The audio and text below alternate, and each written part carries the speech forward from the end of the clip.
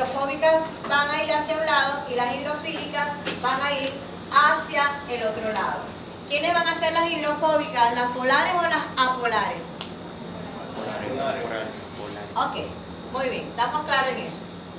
Entonces, lo que estaba diciendo hace rato, voy a tener una cantidad de interacciones entre los distintos aminoácidos que me van a pegar la estructura y entonces me van a generar una estructura globular.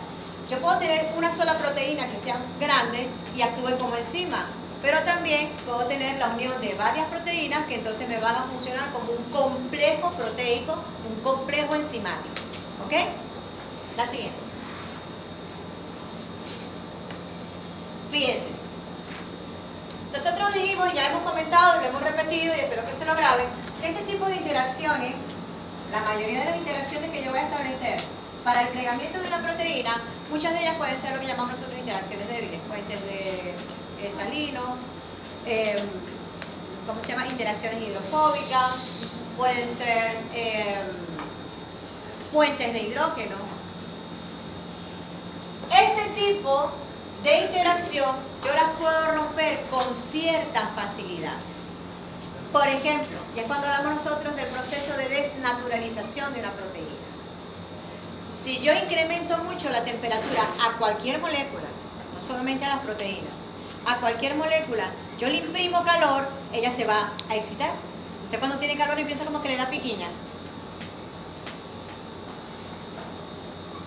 Ese movimiento molecular que induce ese alto nivel energético va a hacer que se desprenda, que las interacciones se desprendan, porque la molécula sus electrones tienen mucho movimiento, no le permiten estabilidad a las interacciones. Entonces, si yo incremento la temperatura a una de estas proteínas, muy probablemente yo vaya a romper este tipo de enlaces, cambio su estructura. Al liberarse estos enlaces, ya no va a estar plegada, se va a extender. Entonces voy a cambiar su estructura. Si cambio la estructura, ya ella pierde su capacidad de reaccionar. Porque como dije anteriormente, la capacidad para reaccionar de ella va a depender de su forma y de su carga. Y de la ubicación de sus cargas. Si perdió la forma, perdió la función.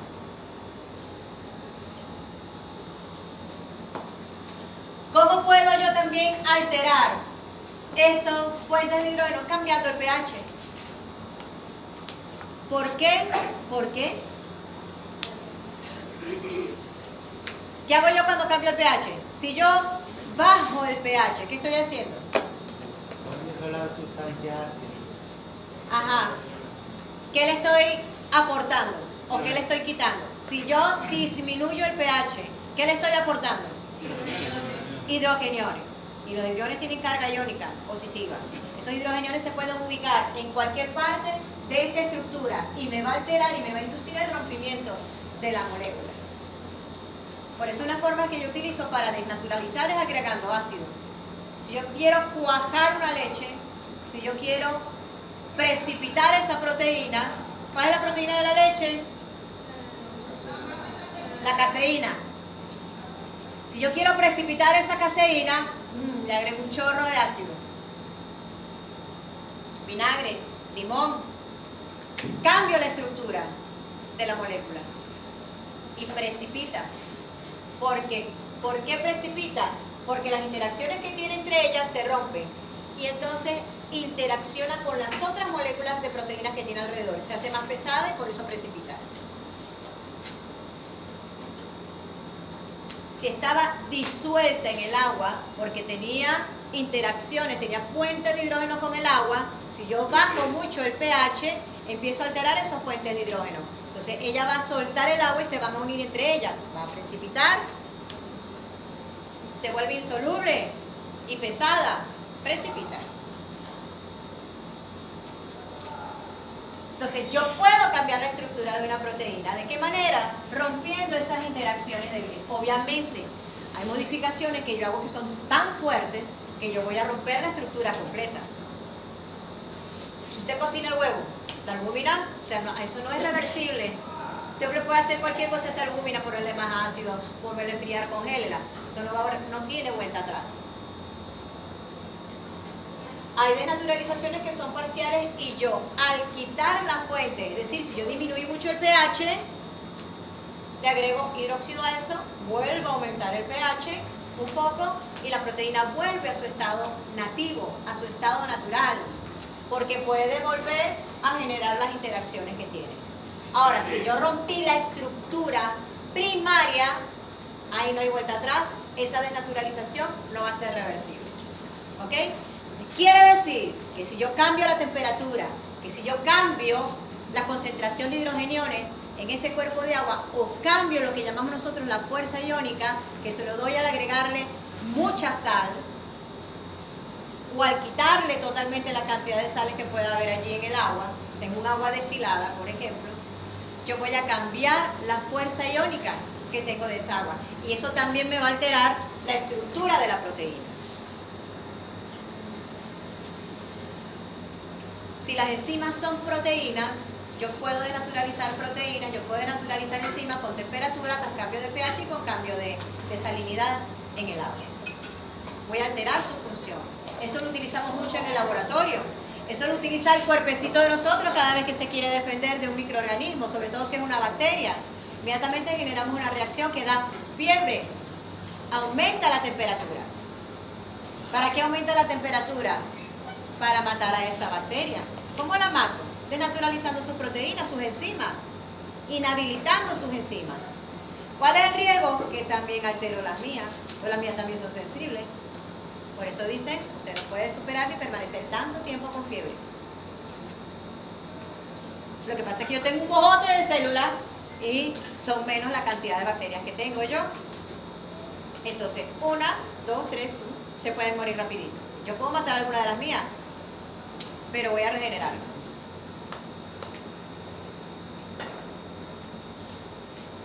Pero no puedo pasar un mes con fiebre alta. Su cuerpo no lo va a aguantar. Sus neuronas no lo van a aguantar. Porque la mayoría de nuestras células tienen una capacidad de regeneración.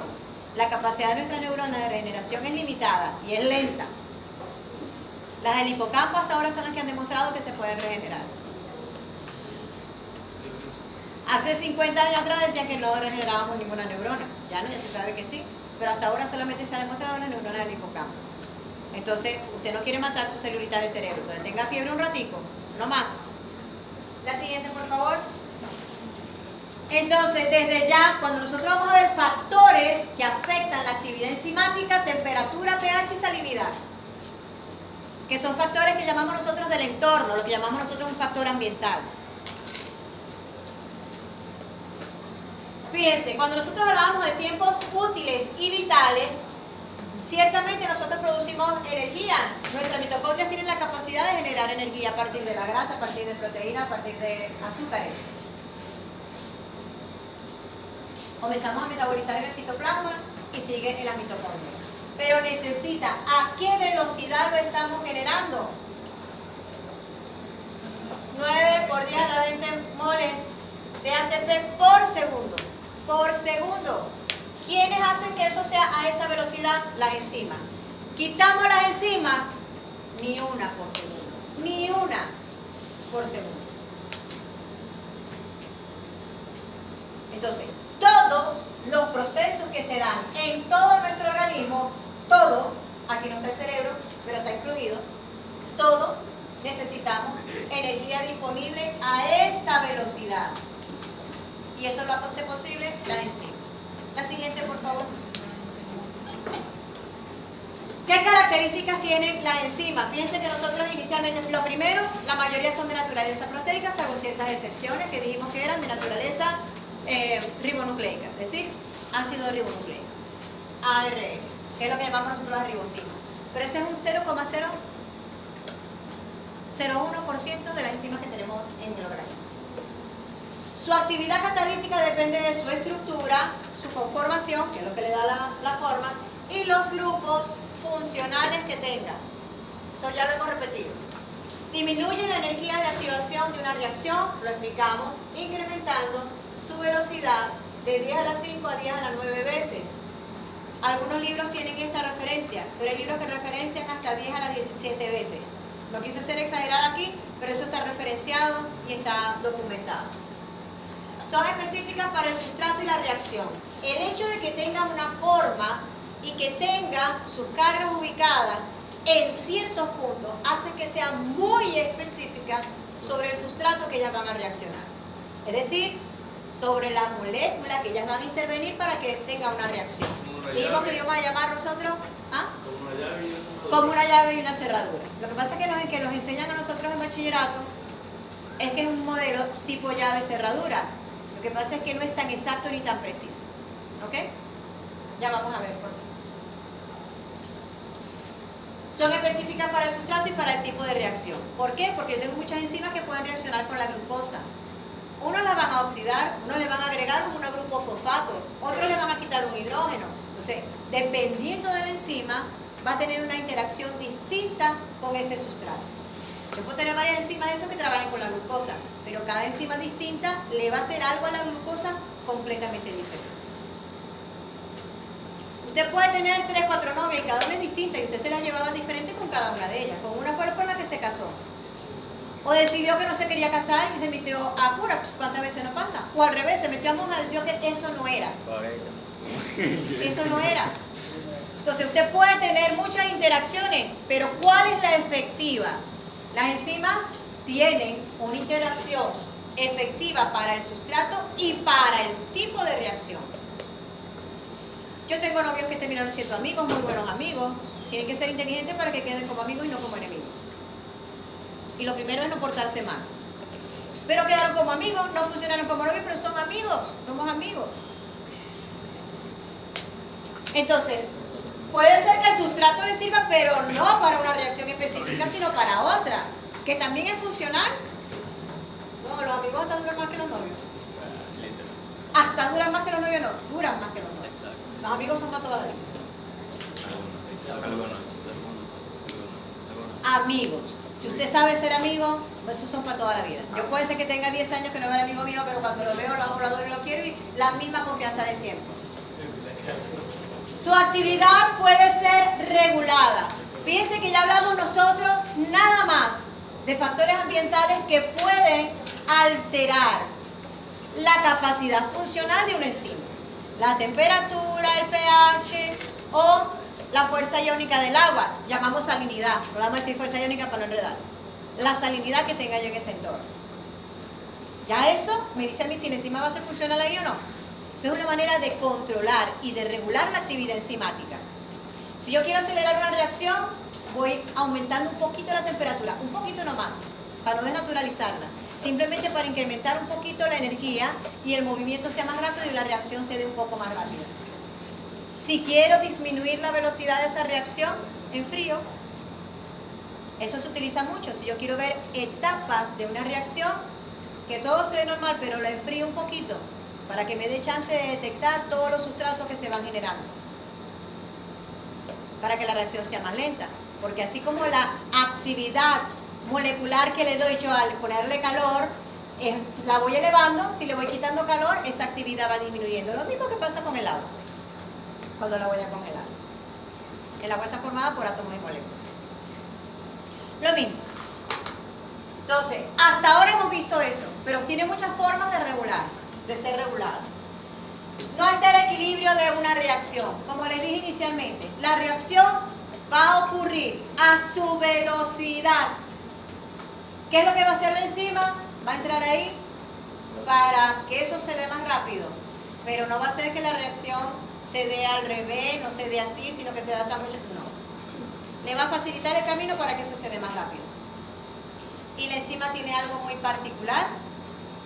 Llega, genera los cambios que tiene que llegar y ella queda intacta. Sale de allí happy, lista para trabajar con otro sustrato.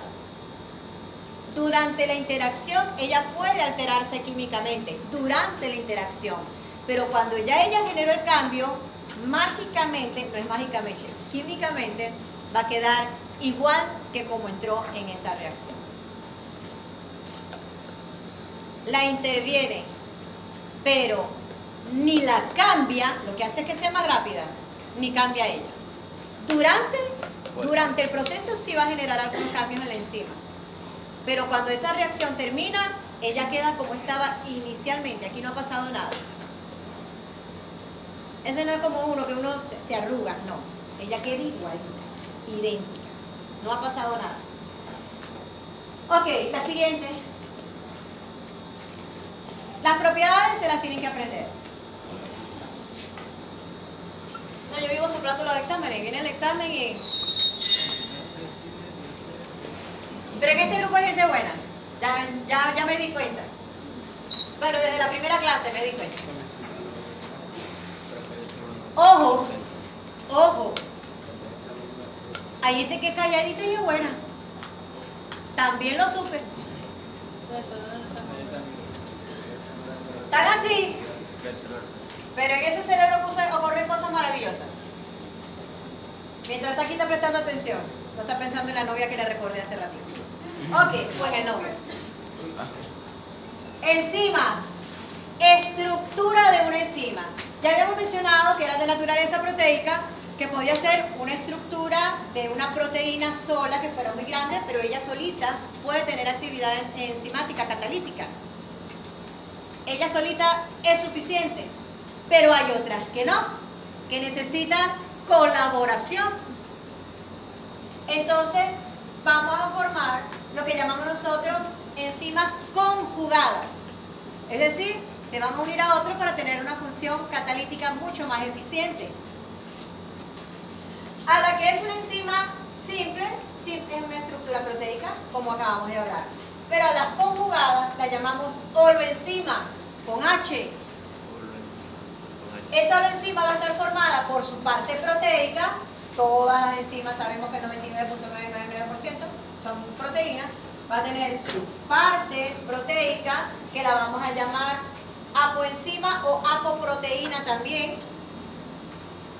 Y vamos a tener otro factor que puede ser un factor de tipo mineral, iónico, metálico, o puede ser una vitamina.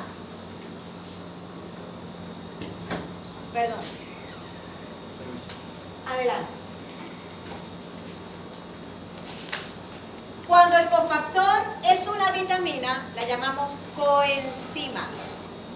Cuando ese cofactor es un ion inorgánico, por ejemplo, el zinc, el magnesio, el que todo el mundo le dice a uno que se tiene que consumir, el magnesio, el manganeso, el zinc es sumamente importante como cofactor. Cuando es un ion metálico, lo llamamos cofactor. Y como son metálicos, normalmente lo que van a aportar es una carga positiva y le van a aportar esa propiedad a la enzima. Y las coenzimas actúan como transportadores de distintos grupos funcionales. Puede ser un grupo metilo, puede ser un grupo acetilo, puede ser un grupo. ¿Quién lo va a transportar? ¿Qué significa que lo transporta? Que mientras la enzima trabaja, la vitamina le sostiene, te sostengo esto aquí mientras tú trabajas. Y después se lo paso a otra molécula. Eso hace el cotransportador. Eso hace la coenzima. Trabajan en conjunto, pero él tiene una función, la coenzima tiene una función, y la parte proteica de la enzima es la que va a generar todos los cambios, le va a pasar eso que ella va a transportar, dependiendo de la vitamina que nosotros vamos a ver que vamos a tener distintos tipos de transporte allí. Le va a ceder, y vamos a decir, esa vitamina, esa coenzima, es la que entonces le va a ceder a otro grupo, o ya va a ver qué va a hacer con eso. Quien se lo cede es la proteína, pero no lo sostiene la proteína, lo sostiene la parte de la coenzima. Ok. Cuando tenemos alguna otra molécula orgánica que no es una vitamina, le llamamos grupo prostético. ¿Cuál es la gran diferencia? Que la vitamina se asocia a la enzima, es decir, a la parte proteica, pero no está unida a ella, se puede mover. Por ejemplo, yo tengo un carro, en mi carro yo puedo movilizar a mucha gente, y la gente se sube y se baja, no permanece allí. El carro va a actuar como una coenzima, pero el grupo prostético sí permanece con la enzima, con la proteína. ¿Ok? Entonces, ¿qué ocurre? Cuando se sintetiza esa proteína, hay una modificación después de la síntesis que llamamos nosotros modificación post-traduccional. Entonces, se le adiciona un grupo a esa proteína. Y ella permanece con ese grupo hasta que la proteína es degradada, hasta que la enzima es degradada. ¿Ok? Entonces, vamos a tener enzimas simples y conjugadas. La conjugada la llamamos monoenzima. Las monoenzimas van a estar formadas por su parte proteica y una parte que no va a ser proteica, que puede ser un ion o puede ser una materia orgánica. Si es un ion, lo seguimos llamando cofactor. Si es una vitamina, le llamamos coenzima. Y si es alguna otra sustancia que no sea una vitamina, entonces lo llamamos grupo proteico. Y que además permanece con la enzima durante la vida de la enzima. Las enzimas tienen un tiempo de vida útil. Cuando ya no la necesitamos, la degradamos. Y eso nos sirve para reutilizar. Eso se llama recambio. Ese es el reciclaje que tenemos nosotros de la proteína, de los aminoácidos, porque lo voy a utilizar esos aminoácidos para generar otras proteínas. Ok, aquí tenemos un ejemplo de una holoenzima que, fíjense, tiene cofactor y tiene coenzima también. Tiene su estructura básica, que es la proteína, su apoproteína o su apoenzima que llamamos, y tiene una coenzima y tiene además un cofactor. Y nosotros lo vamos a ver mucho. Ya digo, esta enzima depende del magnesio, o esta enzima depende del zinc, o depende del manganeso, porque el manganeso tiene una actividad allí. Por ejemplo, la quinasa lo que hace es transferir grupo fosfato. Ella necesita el magnesio para estabilizar el grupo fosfato. Mientras se lo están quitando al ATP y se lo van a transferir a una molécula. Cualquiera.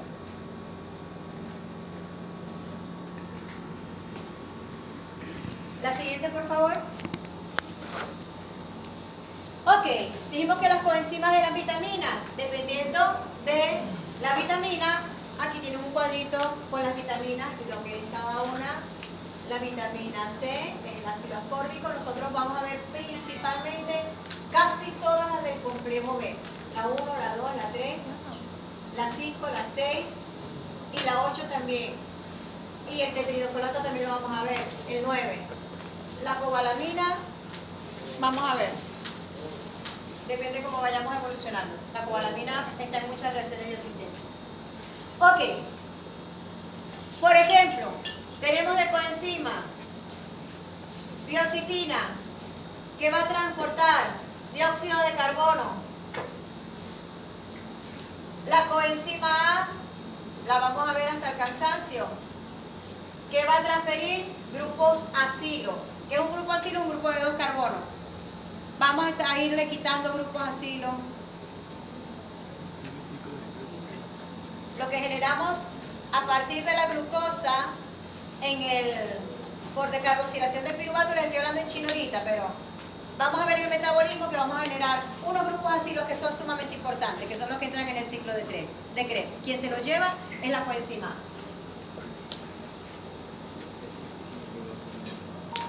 La B12, que es la cobalamina, transfiere hidrogeniones y grupos alquilos, pero eso es en reacciones biosintéticas. No sé si lo vamos a ver. La flavina sí la vamos a ver mucho. Transporta electrones, se lo lleva a la cadena de electrones. El lipoato también lo vamos a ver en el complejo de la piruvato deshidrogenasa. También transporta electrones. La nicotinamina transporta electrones en forma de ion hidruro. También lo vamos a ver hasta el cansancio en el NADH.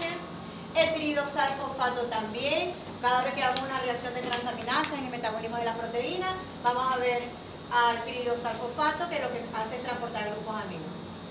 El tetrahidrofolato, que viene del ácido fólico, normalmente transfiere grupos como el dióxido de carbono.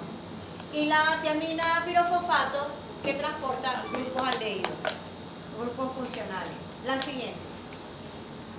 Ya con no se lo tienen que aprender ahorita, lo único que se tiene que aprender ahorita es qué hace una coenzima.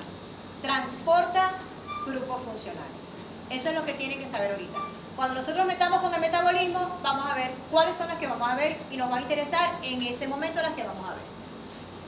¿Cuáles son los iones que más utilizamos nosotros como cofactores?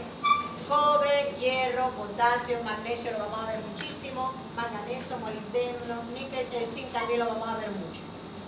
La siguiente, por favor. ¿Qué tipo de enzima nosotros vamos a trabajar? Las enzimas están clasificadas principalmente en 6 tipos de enzimas por el tipo de reacción que ellas van a catalizar. Óxido reductasa, si lo que van es a catalizar un proceso de oxidorreducción. ¿Qué es la oxidorreducción? Transferencia de electrones. Cada vez que tengamos una transferencia de electrones, vamos a tener una oxidorreductasa. También nos vamos a cansar de ver oxidorreductasa. Ejemplo, las deshidrogenasas. Ya van a ustedes que irse aprendiendo que las deshidrogenasas son un ejemplo de oxidorreductasa que vamos a ver muchísimo porque son las que van a oxidar a todos los sustratos orgánicos que vamos a utilizar para generar energía. Aquí quiero un ejemplo, la malato deshidrogenasa. Las transferasas, fíjense que el nombre les va a decir a ustedes qué es lo que hace la enzima. Oxidorreductasas, hay algo claro y que lo tienen que saber de una vez. Si termina en asa, que no sea tasa, es una enzima. Ya ustedes tienen que escribir con propiedad. Es una enzima, es una molécula, es un ion, es un átomo, es una enzima. Transferasa, como su nombre lo dice, lo que hace es transferir. ¿Y qué se transfiere normalmente? Grupos funcionales. ¿Ok? Hidrolasas. La hidrolasa cataliza el rompimiento o la unión, porque son reacciones reversibles. Va a catalizar o la ruptura o la unión de algo. Pero cuando rompe, utiliza la molécula de agua, ¿de qué manera? Cuando ella rompe una molécula, cuando ella rompe esta molécula, aquí queda un enlace colgante y aquí también queda un enlace colgante. ¿Qué hace la enzima? Desioniza la molécula de agua y le va a transferir a uno un grupo H y al otro le va a transferir un hidrógeno. Así de sencillo. Entonces, cuando rompe, incorpora una molécula de agua. Y cuando une, se libera la molécula de agua. ¿Sí me explico? La misma enzima puede catalizar la reacción de formación o de rompimiento. O al revés, de rompimiento y de formación. Si rompo, utilizo el agua para sustituir lo faltante. Pero si condenso, si uno, esta unión me va a generar agua. Porque de esta unión se va a liberar un OH y un hidrógeno y se me va a formar el agua. Eso es lo que hace una hidrolasa. ¿Cómo lo identifico? Si en la reacción ustedes ven que entra o sale agua, hidrolasa.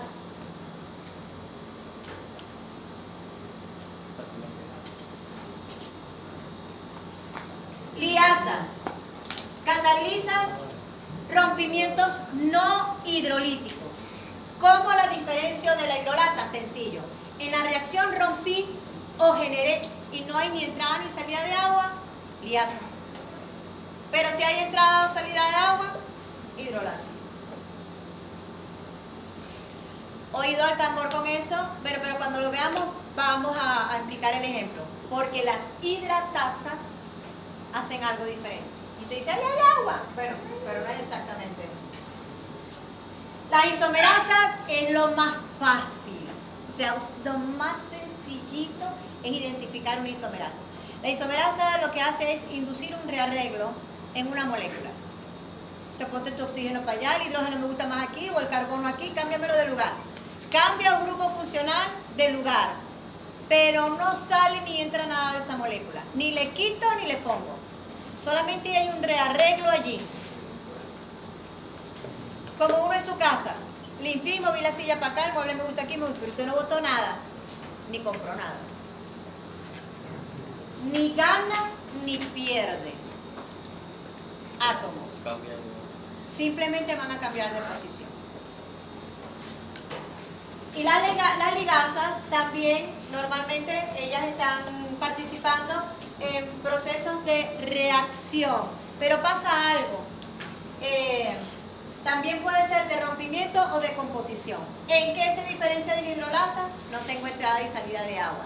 ¿En qué se diferencia de las ligasas? Que normalmente en este tipo de reacción o genero o elimino un doble enlace. ¿Ok? Es la manera en la que los voy a diferenciar. La siguiente, por favor. Ok, aquí tenemos ejemplos de las enzimas. Óxido reductasa. Fíjense.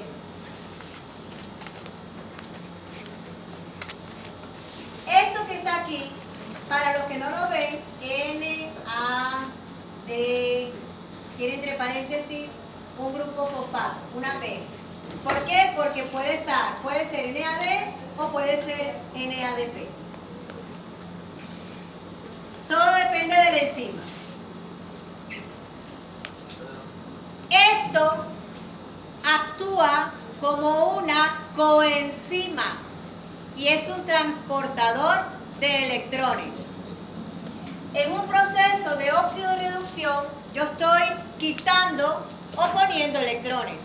Si estoy oxidando, los estoy quitando. Si los estoy ganando, estoy reduciendo. Obviamente, si es una reacción de oxidorreducción, para alguna parte tengo que llevar yo esos electrones. El que pierde los electrones se oxida y el que gana los electrones se reduce. Pero la enzima que está catalizando esta reacción, en este caso es una deshidrogenasa. Se las presento, las vamos a ver hasta el cansancio. Para generar energía, lo que vamos a utilizar nosotros son muchas deshidrogenasas. En la glucólisis, en la decarboxilación oxidativa del piruvato, en el ciclo de Krebs, en la beta-oxidación, en la oxidación de los... Esto. Cada vez que vaya a generar energía, que voy a oxidar, lo más seguro es que tenga yo una deshidrogenasa ahí. Y cada vez que hay una deshidrogenasa, tengo una coenzima que transporta electrones. En este caso, es el nicotina-adenin dinucleótido. NAD, que puede o no estar fosforilado. Vamos a ver en las reacciones que vamos a utilizar en cada caso. Aquí tenemos glutamato. Glutamato es un aminoácido. En este caso lo estamos oxidando. Se oxida el glutamato, se reduce el NADP, se ganan los hidrogeniones y va a quedar el reducido y este señorito oxidado. Cuando él se oxida del glutamato, pasa a cetoglutarato. Ah, pero en este caso tenemos una transaminación concomitante. Pero ahorita vamos a ver nada más la oxidación que está ocurriendo. Simultáneamente está perdiendo un grupo amino. Simultáneamente. Pero él se está oxidando además de perder ese grupo amino. Y los hidrogeniones que pierde se los lleva el NADH. Además, esto tiene una reacción concomitante que es la pérdida de un grupo amino. ¿Qué es lo que vamos a ver nosotros aquí? En una reacción de transaminación.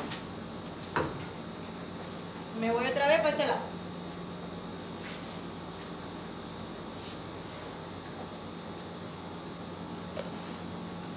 Transferasa, transfiere.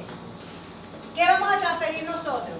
Aquí tengo un grupo amino, aquí tengo un aminoácido, cualquiera que sea. Fíjense que lo que dice aquí es R1. No me interesa cuál sea el aminoácido. Es un aminoácido. Y simplemente, ¿qué va a hacer una enzima?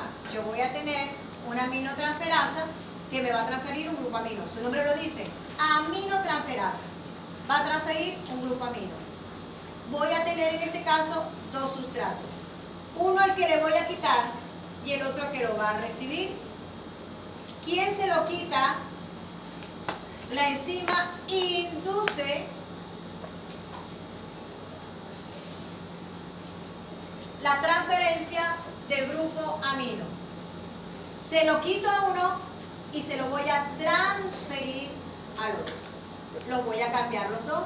Este que está aquí, cuando pierde su grupo amino, se va a convertir en este señor que está aquí. Y este que no tenía grupo amino, cuando lo recibe, se convierte entonces en un aminoácido, que está acá. ¿Qué hizo la enzima? Agarró el grupo amino y lo transfirió de una molécula a la otra. Una transferasa. Más sencillo no puede ser. Lo más sencillo que podemos tener es una isomerización. Después le siguen las transferencias, las transferasas. La siguiente.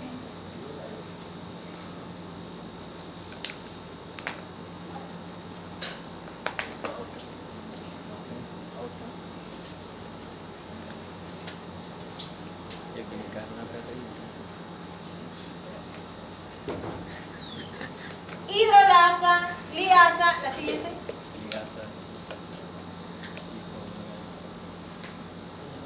Eso está fácil. Ustedes van a tener ese archivo y lo van a hacer ustedes para nosotros poder avanzar un poquito más, porque vamos lento. ¿Qué van a hacer en su casa? De la isomerasa me van a decir qué cambió. Facilito de ver. Ustedes ven esa molécula y en su casa dicen, bueno, esta fue la que cambió. ¿Vamos para atrás? Ya yo les dije cómo identificaban la diferencia entre una hidrolasa y una liasa. Aquí me van a decir cómo es que van a identificar ustedes, por qué identifican que aquí tiene una hidrolasa, qué está pasando. Está muy sencillo, muy fácil de ver. Igual aquí con la liasa, la siguiente, y con la ligasa. ¿Qué quiero que me digan? ¿Cómo identifican a la hidrolasa y la diferencian de la liasa y la ligasa? ¿Y cómo diferencian la reacción entre la liasa y la ligasa? Si ustedes lo ven, cualquier reacción que yo le ponga en ese examen, ustedes van a saber identificar qué tipo de enzima está trabajando allí. Y eso es fácil de ver en la reacción. Ya les dije cuáles eran las tres diferencias. La siguiente, para que podamos avanzar. Porque si no, no nos va a dar ni siquiera la próxima clase. Modelo de actividad enzimática. Fíjense, como dijeron por allí, los primeros modelos de la actividad enzimática, obviamente que se dieron cuenta que cada una de las enzimas era específica para un sustrato. De eso estamos hablando. Pero eso experimentalmente, nosotros ya lo sabemos, porque eso está archiconocido y archidemostrado. Pero cuando empezaron a descubrir las enzimas, empezaron a darse cuenta que ellas trabajaban específicamente con un sustrato. Entonces dijeron, bueno, debe ser que lo reconocen de alguna manera. Y lo que imaginaron y lo que plantearon fue lo que llamaron el modelo de Fischer, que fue el modelo de llave y cerradura, donde decía que, bueno, que como la enzima nada más reconocía a un sustrato, debía ser que ella tenía un lugar donde ese sustrato se pudiera acoplar. Y si todo lo que le presentaban allí, ella no era capaz de acoplarse a ella, algo estaba haciendo que ella solamente fuera exclusiva para un tipo de sustrato. Entonces se planteó el modelo de la enzima y el sustrato llave y cerradura, donde se decía que la enzima tenía una forma, una conformación que calzaba perfectamente con su sustrato. Y una vez que ella reaccionaba perfectamente con su sustrato, entonces ella lo iba a modificar y me iba a generar unos productos. Con los años, muchos añitos después, los químicos que empezaron a trabajar con enzimas y con cualquier cantidad de elementos, empezaron a plantearse y decir, si esa unión es perfecta, nunca va a ocurrir este cambio. Porque si esta unión es perfecta, ellos lo que van a conseguir es estabilidad. Y si consiguen estabilidad, no se van a disociar. No hay manera. Porque es una unión estable. Entonces ellos dicen, ciertamente lo que plantean es lo que llamamos nosotros un modelo de encaje inducido, donde dicen, ciertamente tienen que ser acoplables, pero la interacción no puede ser perfecta. Porque si hay estabilidad, esta estabilidad lo que va a hacer es que la energía aquí va a bajar. Entonces, ¿cómo lo voy a llevar yo a cambiar si le bajo la energía? No puedo. No va a llegar nunca a donde debe llegar para generar el cambio, para generar la reacción. Entonces se plantea el modelo del encaje inducido, donde dice si ciertamente hay cierta compatibilidad, pero no son exactamente encajables, sino que en la medida en que ellos van a interaccionar, ciertamente hay una atracción, pero en la medida en que ellos están estableciendo ese acercamiento, las interacciones electrónicas entre ambos van a inducir un cambio tanto en el sustrato como en la enzima. Pero ¿qué ocurre? Para que este cambio, el cambio de forma de la conformación de la enzima se dé y el cambio del sustrato, es la interacción entre ellos la que va a generar ese tipo de interacción. Pero ¿qué ocurre? Esto es una interacción que está ocurriendo en el momento y me está generando cambios en ambos. No se llega en ningún momento a tener uniones estables.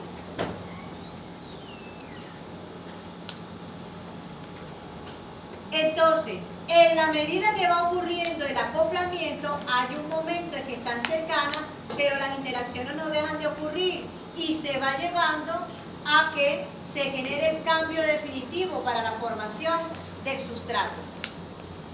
Vamos a ver un ejemplo, que no lo vamos a ver ahorita, lo vamos a ver cuando veamos mecanismos, y van a ver que se va generando una cadena de reacciones que realmente va acomodando al sustrato, lo va modificando y lo suelta porque ya generó el producto.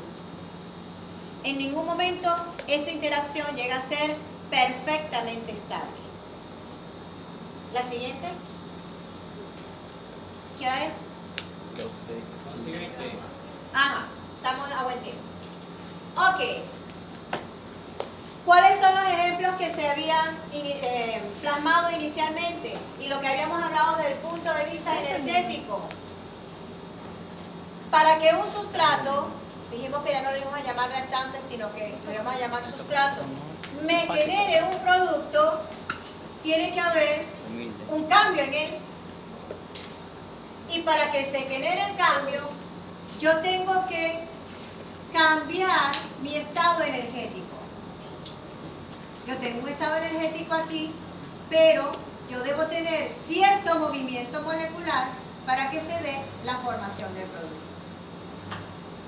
Yo voy a pasar por un estado donde de ser un circulito, yo voy a tener cierto movimiento molecular que inminentemente me va a generar el producto. Esto lo llaman el estado de transición.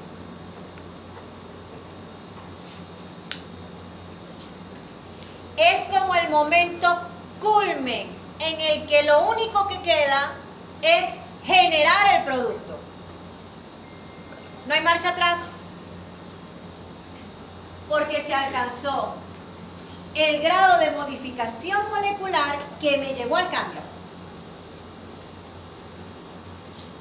Para eso debo alcanzar una energía X, que es esta energía que está acá. Aquí yo tengo el sustrato. En el sustrato empieza a elevar su nivel energético. Es como que veamos como movimiento. Empiezo a generar movimiento molecular tal que hay un momento en que ya yo voy a generar el producto. Entonces no sigo incrementando la energía, sino que se da el cambio.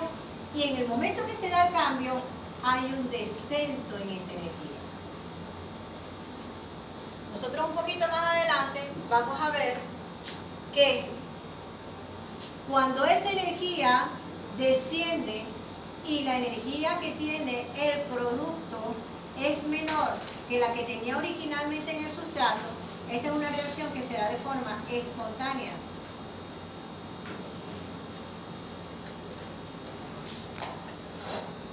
Aunque no esté la enzima allí, esa reacción se va a dar. ¿Qué es lo que va a hacer la enzima? La enzima lo que va a hacer es disminuir esta energía que está aquí para que el cambio se dé mucho más rápido. ¿Qué ocurre? Si el sustrato empieza a cambiar su nivel energético, aumenta su movimiento molecular y genera un cambio, pero la disminución de energía del producto, la energía del producto va a ser mayor que la del sustrato, nosotros vamos a ver que esta reacción no es espontánea y normalmente para que se dé, yo le tengo que inyectar energía allí. Si lo hace una enzima, la enzima busca la manera de inyectarle energía a eso, para que entonces la reacción se dé. Si no, eso va a demorar siglos. Aquí tenemos una reacción normal, donde tiene un nivel energético X, ese nivel de energía que alcanza, que debe alcanzar la molécula para generar el cambio, o dos moléculas, porque yo puedo tener otra aquí, para que entre las dos se dé la reacción. Esa energía la llamamos nosotros energía libre, es la energía del sistema, es delta G, se identifica como delta G. ¿Qué va a hacer la enzima? La enzima va a darle una alternativa para que este cuadrito lo alcance mucho más rápido, para que alcance esta forma mucho más rápido, para que ella solita no tiene que alcanzar ese nivel de energía. ¿Qué le va a hacer? ¿Qué le va a dar la enzima? La enzima le va a dar varias herramientas para que ella no tenga que gastar tanta energía y se pueda dar la reacción. De hecho, se da en dos fases. ¿En qué fase se va a dar? Va a haber un proceso de acoplamiento. En ese proceso de acoplamiento, entonces nosotros vamos a tener, esto es, comparando el encaje perfecto y el encaje inducido. El modelo de Fischer, que es el de llave cerradura, y nuestro modelo de encaje inducido.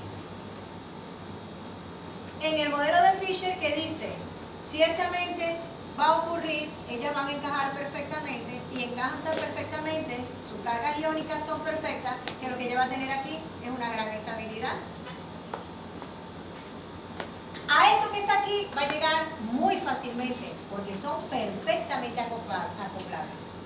Pero para romper esto, ¿cómo va a generar ella el producto ahora? Si está perfectamente estable ahí, cómoda, no hay manera. Difícil. Aumentarle mucho la temperatura para que ella lo pueda liberar o generar algún cambio ahí. Entonces, una vez que llega aquí, es muy difícil, porque cuando alcanza la estabilidad, baja mucho la energía. Entonces, para que se genere el cambio, entonces yo voy a tener que inyectarle mucho más energía que lo que necesitaba originalmente. Entonces, ¿para qué? Lo dejo solo. Si lo que hago yo es estabilizarlo, prefiero dejarlo solo si yo quiero generar el cambio. Si no quiero generar el cambio, lo estabilizo. Por eso, ese planteamiento, desde el punto de vista energético, no era favorable para el funcionamiento de una enzima. Porque la enzima lo que iba era facilitar el camino, acelerar. Si la enzima estabiliza, no aceleró nada, al contrario, lo retrasó. Porque para que pueda generar el cambio ahora, yo tengo que romper esta estabilidad. En el encaje inducido, simplemente se dice que poco a poco va a haber una especie de acoplamiento que se va a dar en la medida que ellos se vayan acercando. Se va induciendo el cambio. ¿Y es así?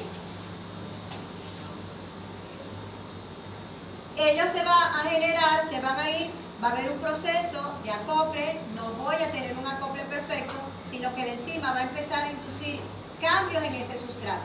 En el proceso la enzima cambia, pero ese cambio es un cambio de rebote. Y quiero que lo entiendan como un cambio de rebote. ¿En qué sentido? Es como que yo te doy un dinero a ti y tú me regresas el vuelto. Es un cambio inmediato. ¿Por qué? Porque en la medida que se da el acople, están cambiando la forma los dos y están cambiando su carga iónica, ambos. Entonces, en ningún momento el acople va a llegar a ser perfecto. Porque va a haber es un intercambio. Yo te doy electrones, entonces allá hay una reacción donde entonces se libera un carbono, entonces es el carbono que se libera, origina un cambio en la enzima y la enzima entonces va a inducir otro cambio en ese sustrato. Y así va a ir cambiando el sustrato. En ningún momento se estabiliza, sino que cuando veamos el ejemplo, ustedes van a ver que es un intercambiar constante entre el uno y el otro hasta que el sustrato queda convertido en producto. Cuando queda convertido en producto, ya no se parece en nada a lo que él inicialmente, con lo que él inicialmente estaba interaccionando. Entonces prácticamente lo suelta, lo libera. El sustrato queda estabilizado y la enzima también. Pero en este momento que ya ellos quedan estabilizados, entre ellos dos no hay compatibilidad, por decirlo de alguna manera. Ya el sustrato es algo completamente distinto. Ya es un producto. Dejó de ser sustrato cuando entró aquí. Voy a tener una primera, en este proceso de interacción va a haber una disminución de energía. Y en la medida que se van dando las interacciones, que se van dando entre la enzima y el sustrato, eso me va a incrementar un poquito el nivel de energía, pero no necesito incrementarla tanto para que se genere el producto. Se va a generar el mismo producto, pero con mucho menos gasto de energía. Voy a tener un primer incremento de energía y luego voy a tener el segundo, que es el que me va a generar el cambio. La primera energía de acoplamiento y la segunda va a ser la energía que me va a generar el producto. Le digo aquí de acoplamiento y aquí donde se da la interacción para generar el producto. Pero constantemente va a haber un intercambio entre el sustrato y la enzima. Aquí si yo necesitaba una reacción grande para que se generara el producto, aquí yo le voy a dar 3 interacciones pequeñas para que se pueda generar el producto. Y es así que se hace. Se cambia por reacciones que necesitan mucho menos energía, pero que igualmente me va a generar el cambio. Es una vía alterna de menos energía. La siguiente, por favor.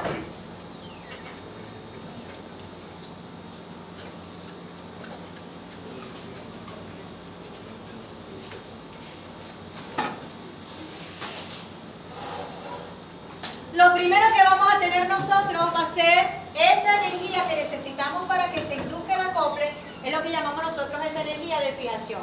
¿Y cómo la vamos a lograr? A través de nuestras interacciones iónicas que ya conocemos. A través de nuestras interacciones débiles, sean de Van der Waals, sean puentes de, ¿cómo se llama? De hidrógeno, de iones, hidrofóbicas. Vamos a tener entonces que estas interacciones débiles, que son las que me van a dar la primera energía de fijación, obviamente, ¿quién va a inducir a que se den? Los grupos funcionales. De ahí la importancia de los grupos funcionales.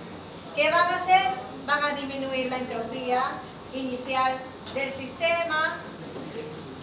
La desolvatación. Desolvatación lo que hace muchas veces la enzima es cuando la molécula de agua, estamos trabajando en un sistema acuoso, el agua tiende a cubrir a las moléculas, a todas, porque genera una reacción, una interacción con ella. Si se acuerdan de cloruro de sodio cuando se disociaba, que lo que hacía el agua era rodearlo, eso se llama solvatación. Entonces, ¿qué hace la enzima? La enzima va quitándole esas moléculas de agua para poder interaccionar directamente con la molécula. Eso se llama desolvatación. Hay una redistribución de cargas, redistribución de electrones dentro del sustrato y también en la enzima. Y obviamente que eso me va a llevar a un cambio conformacional. Y eso es lo que me va a llevar en total y en definitiva a disminuir la energía de activación del sistema. ¿De qué manera? De estas. Hay desolvatación, hay disminución de la entropía. Disminución de la entropía, apréndanselo ahorita. Lo vamos a ver más adelante. ¿Por qué disminución de la entropía? La entropía le va a dar, es la capacidad que tiene una molécula prácticamente para reaccionar. En muchos casos lo definen como grado de desorden, y no es grado de desorden, es ese grado de aleatoriedad que tiene la molécula para generar una reacción. Eso lo vamos a entender quizás mejor un poquito más adelante. Al disminuir esa entropía, obviamente que se va a dar más rápida la reacción. La desolvatación ya le explicamos, la redistribución de las cargas electrónicas también, y el cambio conformacional, que prácticamente es consecuencia de esa redistribución de electrones que se da a medida que se van acercando tanto el sustrato como la enzima. ¿Qué es importante que vayamos manejando también?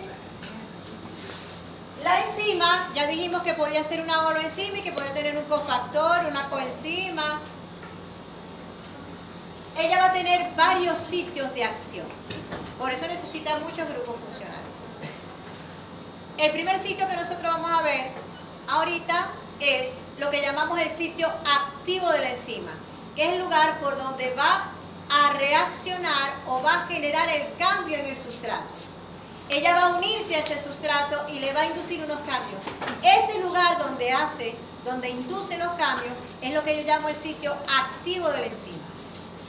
La enzima además puede tener otros sitios distintos en su estructura que le van a permitir la regulación por otras moléculas. Yo voy a tener moléculas que se pueden unir a la enzima y al unirse a la enzima cambian la conformación, que pueden frenar la actividad catalítica. Esos son inhibidores, ¿no? Correcto. Pero en algunos casos pueden ser activadores. ¿En qué sentido? Yo puedo tener una enzima que originalmente es así. Yo tengo un sitio aquí que llamamos un sitio alostérico. Por ahí yo puedo activar a la enzima. ¿De qué manera? Viene su activador, se une a ella y cuando se une, induce un cambio conformacional aquí.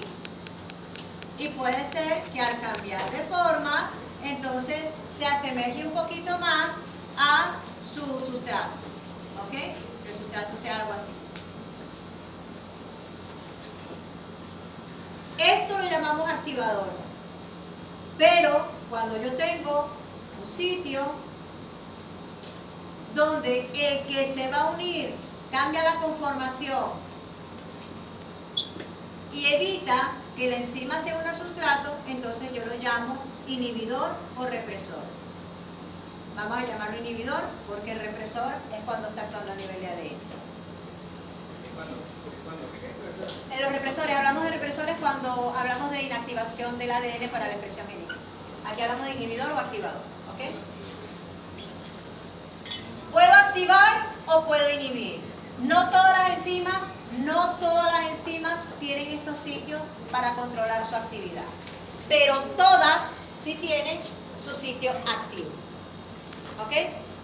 Y si vamos a ser más específicos, en algunos casos tenemos sitios de unión y el sitio que es catalítico, reactivo realmente. ¿Qué significa sitio de unión? Que por aquí la enzima puede sostener al sustrato y de hecho normalmente lo que hace es alarlo, exponerlo. Por eso hay un cambio conformacional en el sustrato. Y al alarlo o exponerlo, ¿qué va a exponer? El sitio donde él quiere generar una reacción. Lo agarra y lo jala, lo tensa. Y lo que hace es poner el sitio donde quiere generar el cambio. Ya sea que le voy a quitar algo, que voy a romper un enlace o que le voy a introducir algo. Entonces, el sitio activo queda esa parte expuesta más el sitio activo, que es donde va a generarse la reacción. Tengo sitio de unión y tengo el sitio de actividad catalítica. Si lo vemos de forma general, es el sitio activo de la enzima. La siguiente, obviamente estamos hablando de la formación de un complejo enzima-sustrato.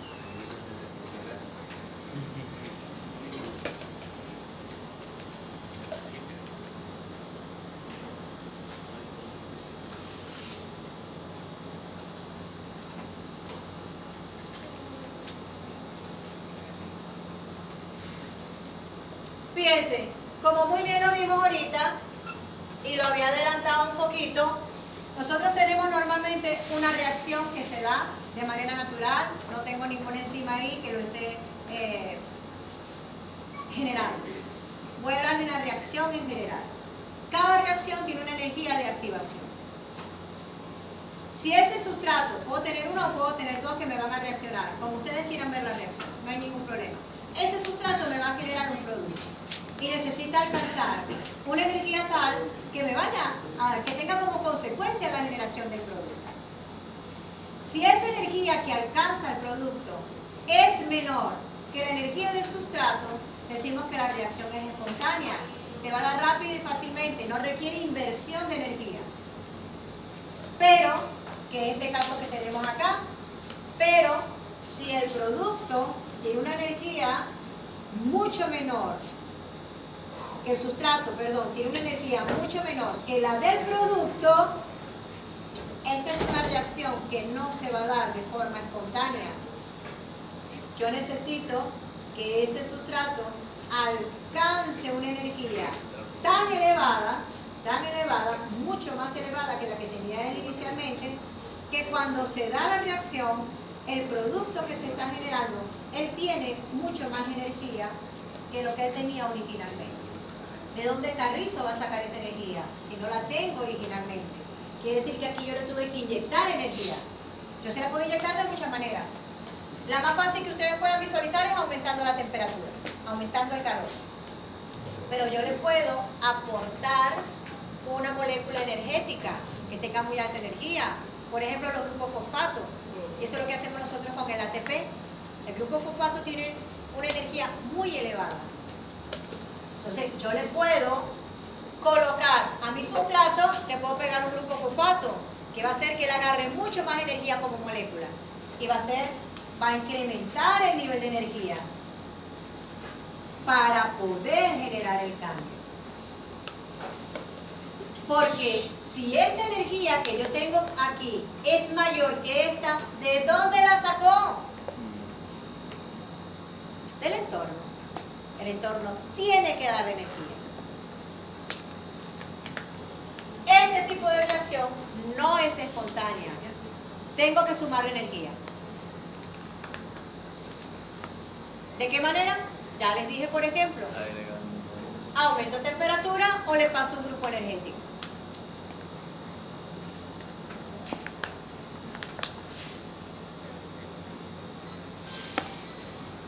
¿Qué ocurre entonces? Y vamos a lo que explicábamos nosotros con el equilibrio de las reacciones. Si yo tengo A más B, y eso me va a generar C, o me genera C más D, como ustedes la quieran ver. Si esto se da con mucha facilidad, si A y B producen con mucha facilidad C, ¿qué voy a tener yo como el equilibrio de la reacción? Acuérdense que el equilibrio de la reacción es igual a la concentración de los productos entre la concentración de los reactantes.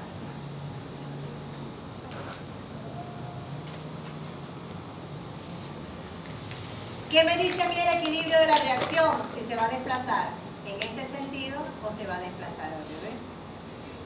Si la concentración de este señor es mucho más elevada que este que está aquí, este valor va a ser mayor que 1. El equilibrio se va a desplazar fácilmente para acá. Va a ocurrir esto. Con mucha facilidad, yo voy a estar generando con mucha facilidad el producto.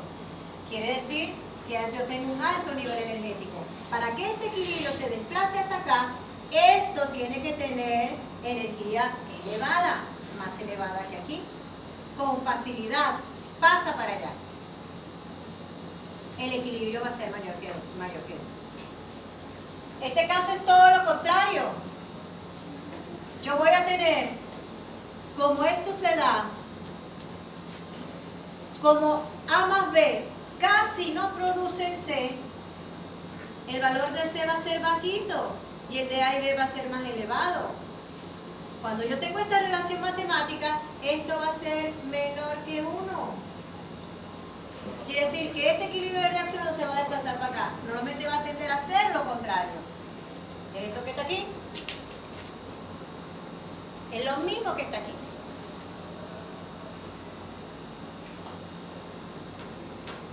Lo puedo ver desde el punto de vista energético y lo puedo visualizar en una reacción como, dependiendo de la cantidad y productos, perdón, de la cantidad que yo tenga de productos y de reactivos o de productos y del sustrato. Yo lo puedo medir. ¿Cómo me doy cuenta? Dependiendo del balance de las concentraciones. Yo puedo saber entonces si esto ocurre de esta manera o ocurre así.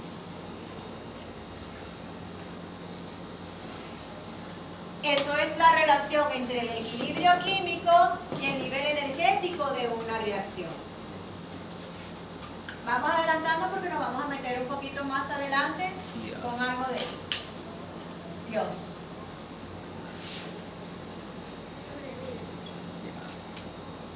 La biología es pura química y física y matemática. Si aquí al que no le gusta matemática y estudió algo relacionado con salud, está muy relacionado. Todo es demostrable desde el punto de vista matemático. Esto es lo mismo y en conclusión, repetido y repetido. Si lo pregunto en el examen, lo he repetido ya con 3 láminas distintas, con 4 láminas distintas. El que lo entendió la primera y se aburrió las otras 3 veces, chévere. El que no lo entendió la primera pero lo entendió la segunda o en la tercera. Esto es simple en resumidas cuentas. Yo tengo una reacción que tiene una energía de activación X. ¿Qué hace la enzima? Bajar esa energía de activación. ¿Qué puedo decir yo además de lo que hace la enzima, que es disminuir la energía de activación? Algo muy sencillo. Si el producto tiene menos energía que el sustrato, esto es una reacción que se da espontáneamente y fácilmente. Si el producto tiene una energía mucho mayor que la del sustrato, esto es una reacción que se va a dar principalmente al sentido inverso. La siguiente. Por alteración va. ¿Alguna pregunta? Para la próxima clase se van a traer un chocolatico. Los de verano saben para qué es el chocolate. Chocolate, un chocolatico. No es que se van a traer un paquete de galletas. No. Un chocolate. Y la bolsita de chocolate se la meten en el bolsillito y la botan en la papelera. Eso es lo que tiene más energía. Somos unos Coca-Cola. Ajá. Seguimos. Bostezan y se estiran. Limpian el pensamiento y oído al tambor.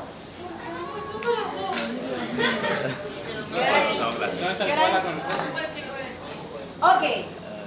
Voy a explicar esto y con esto nos quedamos hasta la próxima clase. Si pueden avanzar algo ustedes, avancen para que la próxima clase entiendan un poco mejor.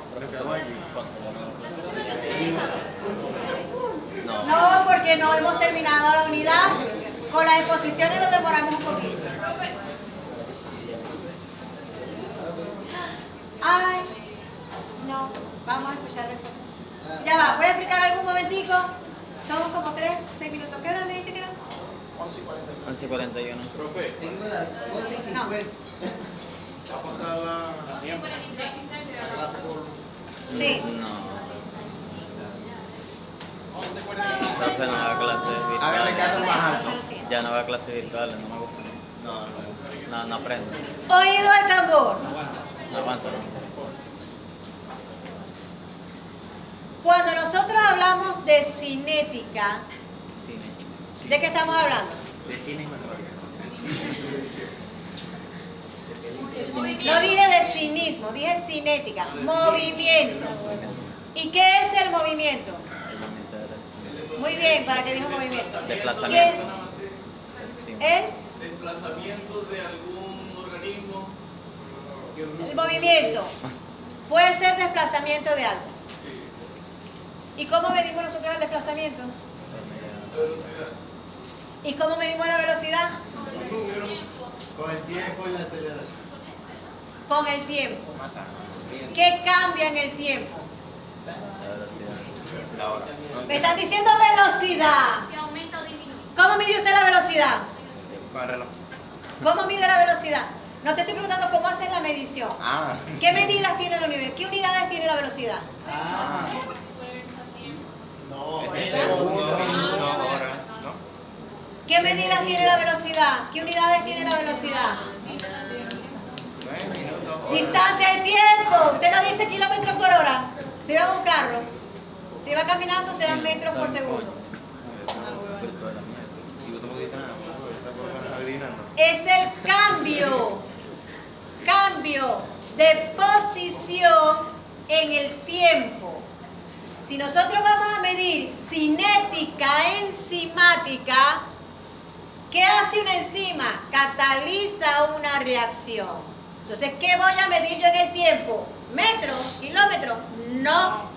El cambio en la concentración del sustrato en el tiempo o el cambio de la concentración del producto en el tiempo. ¿Por qué estoy midiendo yo? Una reacción. ¿Qué voy a ver yo que hace la enzima? Ah, si la acelera o no. Quiere decir que yo tengo que ver cambios en el tiempo. Eso es la cinética. La cinética lo que estudia es el cambio, el movimiento. ¿Cómo evaluamos nosotros el movimiento? Bueno, por el cambio de posición. Pero en este caso, nosotros vamos a tener nuestro fulano reactivo. AB igual a C. Entonces, ¿qué voy a ver yo? ¿Cómo cambia? Yo puedo evaluar la velocidad de esta reacción viendo cómo cambia la concentración de los sustratos en el tiempo o viendo cómo cambia la concentración del producto en el tiempo. Si yo en el momento que adiciono estos sustratos mido el producto, en el momento no voy a tener nada del producto. Voy a tener todo el sustrato y nada del producto. Pero si yo mido a los 15 minutos, ya esto se debe haber consumido. Y voy a tener un valor inicial y un valor final de esto que está aquí. Lo medí en 0. Ah, bueno. A en 0 fue, vamos a decir, de 0,15 molar, la concentración. Y de B fue de 0,10 molar. Al inicio, sé lo que agregué y no tengo nada. A los 15 minutos, volví a medir. Y de esto resulta que me queda 0,09. Y de esto me queda 0,08, por decir un número. Luego vuelvo a medir, porque es tiempo inicial y voy midiendo en el tiempo cómo van cambiando estas concentraciones. Mido a los 30 minutos. Ah, bueno, si hay reacción, esto se debe haber consumido y me va a dar de pronto 0,045 y este de pronto me dé 0,04. Si yo mido el producto, va a ser lo contrario. Si en el tiempo 0 yo del producto tenía 0, en el tiempo 15 del producto yo voy a ya empezar a ver algo del producto. Y a los 30 minutos, entonces debería de tener más del producto, más de lo que tenía inicialmente, que tenía 0.